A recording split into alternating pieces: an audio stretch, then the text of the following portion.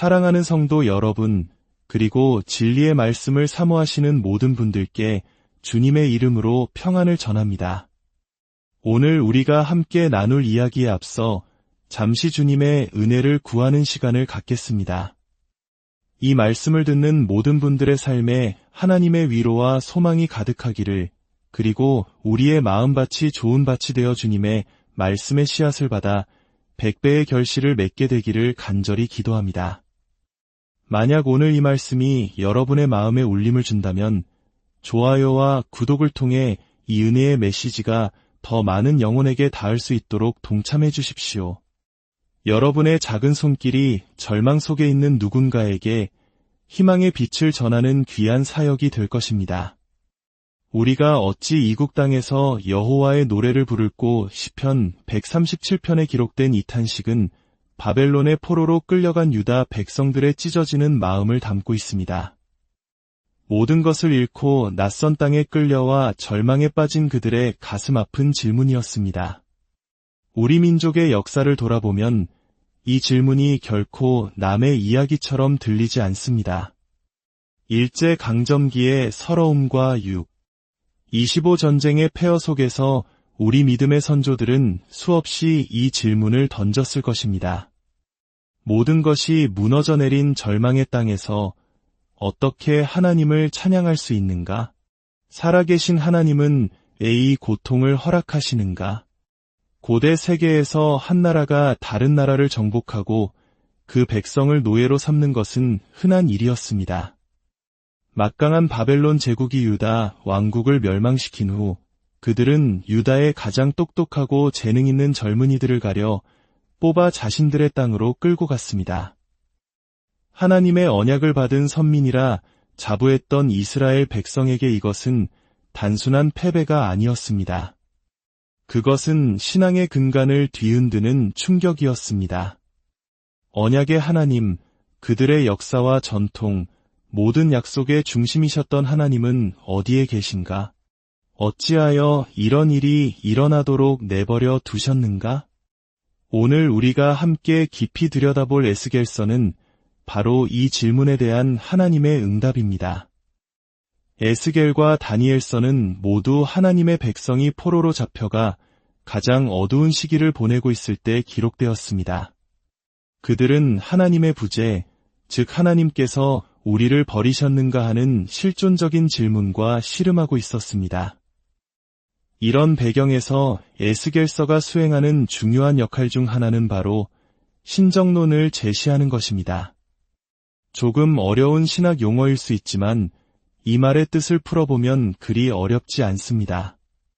신정론은 헬라어로 하나님을 뜻하는 테오스와 정의를 뜻하는 디카이오스가 합쳐진 말입니다. 즉, 이 세상에 존재하는 고통과 악의 문제 앞에서 어떻게 하나님은 여전히 선하고 정의로우신가를 변호하고 설명하려는 시도입니다. 에스겔 선지자에게 주어진 첫 번째 과업은 이스라엘 역사상 가장 암울한 시기에 임한 하나님의 심판이 얼마나 공의로운 것인지를 절망에 빠진 백성들에게 설명하는 것이었습니다. 그리고 에스겔은 이 임무를 수행하기에 누구보다 특별한 자격을 갖춘 인물이었습니다. 우리는 보통 구약의 제사장과 선지자를 뚜렷하게 구분합니다. 제사장은 백성을 대신하여 하나님께 나아가는 중보자였고 백성을 위로하고 돌보는 목회자의 역할을 했습니다. 반면 선지자는 하나님을 대신하여 백성에게 나아가는 대변자였습니다. 그들의 주된 임무는 백성의 죄를 꾸짖고 징계하며 회개를 촉구하는 것이었기에 종종 강하고 단호한 모습으로 비춰졌습니다. 에스겔의 특별함은 그가 제사장 가문에서 태어나 제사장이 될 운명이었으나 30살이 되던 해에 하나님께서 그의 삶에 개입하셔서 제사장이 아닌 선지자로 부르셨다는 점에 있습니다. 그래서 그의 사역에는 백성의 아픔에 공감하는 제사장의 따뜻한 마음과 죄에 대해 단호하게 외치는 선지자의 강직함이 함께 녹아 있습니다. 에스겔의 신정론은 에스겔서 2장에서 본격적으로 시작됩니다. 하나님께서 에스겔에게 말씀하십니다. 인자야, 내 발로 일어서라. 내가 내게 말하리라. 그 말씀이 임할 때 성령이 그에게 임하여 그를 일으켜 세우셨고 그는 하나님의 음성을 듣게 됩니다. 인자야, 내가 너를 이스라엘 자손, 곧 패역한 백성, 나를 배반하는 자에게 보내노라. 그들과 그 조상들이 내게 범죄하여 오늘까지 이르렀나니 이 자손은 얼굴이 뻔뻔하고 마음이 굳은 자니라. 내가 너를 그들에게 보내노니 너는 그들에게 이르기를 주 여호와의 말씀이 이러하시다 하라. 그들은 패역한 족속이라. 그들이 듣든지 아니 듣든지 그들 가운데에 선지자가 있었던 것은 알게 될지니라. 하나님께서는 에스겔을 부르시며 그가 마주할 백성이 얼마나 완악한지를 분명히 알려주십니다. 가시와 전갈이 가득한 곳에 사는 것처럼 고통스러울 것이라고 경고하십니다. 그들의 말이나 표정에 두려워하지 말고 오직 하나님의 말씀을 그대로 전하라고 명령하십니다. 이 소명이 있기 직전 에스겔은 기이하고 신비로운 환상을 봅니다. 하늘에서 바퀴 안에 또 바퀴가 있는 회오리 치는 불수레 같은 형상이 나타나는 장면입니다. 어떤 이들은 이 장면을 고대의 외계 우주선 방문 기록이라고 상상하기도 하지만 그것은 환상의 핵심을 완전히 놓치는 것입니다. 에스겔이 본 것은 바로 움직이는 하나님의 보좌 전차였습니다. 구약시대에 이스라엘 백성이 광야를 행진할 때 제사장들이 언약궤를 메고 앞장섰습니다. 언약궤는 지상에 있는 하나님의 보좌를 상징하며 백성을 인도하시는 하나님의 임재를 나타냈습니다. 하지만 성막과 성전의 모든 상징물은 그 자체를 넘어 하늘에 계신 초월적인 실체, 즉 지성소 넘어 영광 가운데 계신 만왕의 왕이신 하나님을 가리키는 것이었습니다. 그리고 하나님께서는 때때로 불수레, 즉 움직이는 심판의 보좌를 타고 나타나십니다. 에스겔이 본 것은 바로 이것이었습니다. 그는 하나님의 영광으로 가득한 하늘의 보좌가 빠르게 움직이며 하늘에서 내려오는 것을 보았습니다. 그 압도적인 광경 앞에서 에스겔은 얼굴을 땅에 대고 엎드릴 수밖에 없었습니다. 그리고 그 심판의 보좌로부터 그에게 말씀이 임한 것입니다. 그를 인자야라고 부르시는데 이 칭호는 훗날 예수님께서 자신을 가리키실 때 사용하신 바로 그 칭호입니다. 그리고 하나님의 신정론, 즉 변론의 핵심은 이것입니다. 지금 너희가 겪고 있는 이 포로 생활의 고통은 우연이나 바벨론의 힘 때문이 아니라 너희의 끊임없는 반역에 대한 하나님의 주권적인 심판이라는 것입니다. 이 무서운 소식을 전하신 후 하나님께서는 에스겔에게 아주 기이한 행동을 요구하십니다. 손 하나가 그에게 펴지더니 두루마리 책 한 권을 들고 있었습니다. 그 책을 그의 앞에 펴시니 안과 밖에 모두 글이 쓰여 있었는데 그 내용은 애가와 애곡과 재앙의 말이었습니다. 마치 신약의 요한계시록에서 어린 양이신 예수님 외에는 아무도 뗄 수 없었던 7인으로 봉인된 두루마리를 떠올리게 합니다. 에스겔서와 다니엘서에는 이처럼 상징적이고 비밀스러운 이미지로 가득한 묵시문학의 특징이 잘 나타나 있습니다. 하나님께서는 이 재앙의 말씀이 가득한 두루마리를 에스겔에게 먹으라고 명령하십니다. 문자 그대로 입에 넣어 삼키라는 것입니다. 하나님께서는 말씀하십니다. 인자야, 내 배에 넣으며 내 창자에 이 두루마리를 채우라. 이것은 단순히 말씀을 맛보기만 하라는 뜻이 아닙니다. 말씀을 완전히 삼켜서 소화시키고 온몸에 퍼져 혈관을 흐르는 피처럼 너의 일부가 되게 하라는 강력한 명령입니다. 그런데 그가 먹어야 할 말씀은 슬픔과 애통, 심판의 말씀이었습니다. 하지만 에스겔은 하나님의 명령에 순종합니다. 그리고 놀라운 고백을 합니다. 내가 먹으니 그것이 내 입에서 달기가 꿀 같더라. 이것은 참으로 역설적인 장면입니다. 어떻게 그토록 부정적인 의미로 가득한 심판의 말씀이 선지자의 입의 꿀처럼 달게 느껴질 수 있었을까요? 아마도 이것이 구약 선지자들의 영성을 가장 잘 설명해주는 부분일 것입니다. 비록 그들이 전해야 할 메시지가 듣기 거북하고 고통스러운 것일지라도 그것이 하나님의 말씀이었기에 달콤하게 느껴졌던 것입니다. 하나님의 입에서 나오는 모든 말씀은 심지어 심판의 말씀이라 할지라도 그분의 자녀에게는 달콤한 생명의 양식이 되는 것입니다. 하나님께서는 순종한 에스겔을 포로된 백성들을 위한 파수꾼으로 세우십니다. 예루살렘에서는 예레미야 선지자가 멸망을 선포하고 있었고 바벨론에서는 에스겔이 그 끔찍한 소식이 현실이 되었음을 알리는 역할을 맡았습니다. 그렇다면 왜 이 모든 일이 일어나야만 했을까요?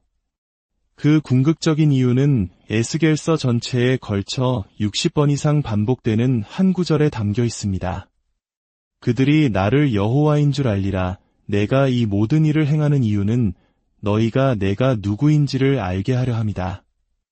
이것은 시편의 한 구절을 떠올리게 합니다. 너희는 가만히 있어 내가 하나님됨을 알지어다. 우리는 종종 이 구절을 조용히 평화롭게 하나님을 묵상하라는 의미로 이해합니다. 하지만 히브리어 원문의 뉘앙스는 훨씬 더 강합니다. 입을 다물라. 불평을 멈추고 내가 누구 앞에서 떠들고 있는지 똑똑히 알라. 이것이 바로 에스겔이 그의 백성에게 전한 메시지의 핵심이었습니다. 책 전반에 걸쳐 심판의 경고가 반복되지만 에스겔은 결코 백성을 소망 없는 상태로 내버려두지 않습니다. 그의 책에서 가장 유명하고 감동적인 부분 중 하나는 37장에 기록된 환상입니다. 여호와께서 권능으로 에스겔에게 임하시어 그를 한 골짜기 가운데로 데려가셨습니다. 그곳에는 뼈들이 가득했습니다.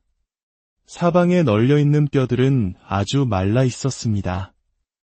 오랫동안 뜨거운 사막의 태양 아래 방치되어 하얗게 바래버린 해골들이었습니다. 이것은 방금 심장마비로 쓰러져 소생이 필요한 사람의 이야기가 아닙니다. 수많은 사람들이 죽어 뼈만 앙상하게 남은 거대한 무덤, 완전한 죽음과 절망의 현장이었습니다. 하나님께서 그에게 물으십니다. 인자야, 이 뼈들이 능히 살 수 있겠느냐? 상식적으로 그의 대답은 절대 불가능합니다. 여야 했습니다. 하지만 에스겔은 이렇게 대답합니다. 주 여호와여, 주께서 아시나이다. 하나님의 질문 앞에서 인간의 한계를 인정하는 가장 지혜로운 대답이었습니다. 그러자 하나님께서 명령하십니다. 너는 이 모든 뼈에게 대언하여 이르기를 너희 마른 뼈들아 여호와의 말씀을 들을지어다. 귀도 눈도 살도 심장도 없는 해골들을 향해 설교하라는 것입니다.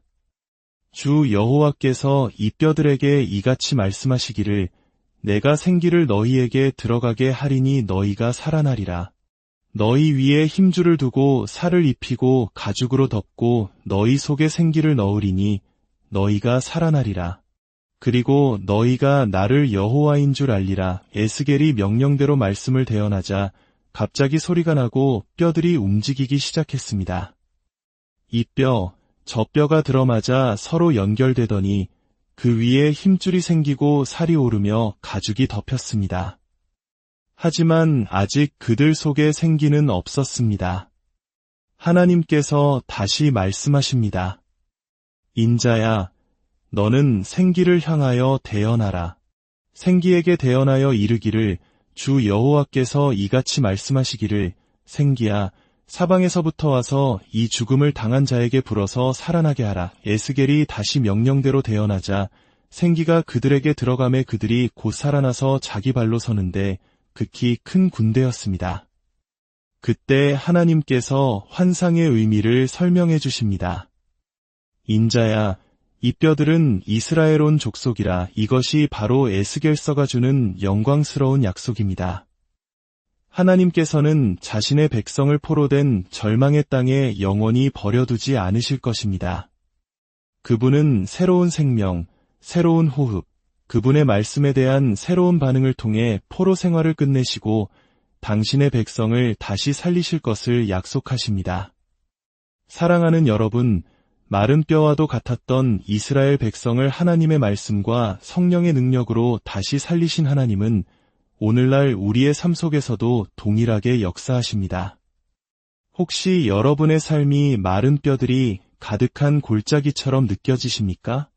모든 소망이 끊어지고 절망만이 가득한 것 같습니까? 바로 그곳에 주님의 말씀을 선포하십시오. 그리고 생기이신 성령께서 임하여 주시기를 간구하십시오.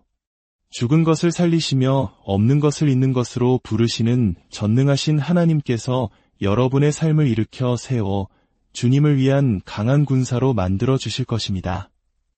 주님의 놀라운 부활의 능력이 이 말씀을 듣는 모든 분들의 삶과 가정, 그리고 이 나라와 민족 위에 충만하게 임하시기를 예수 그리스도의 이름으로 축복하고 기도합니다.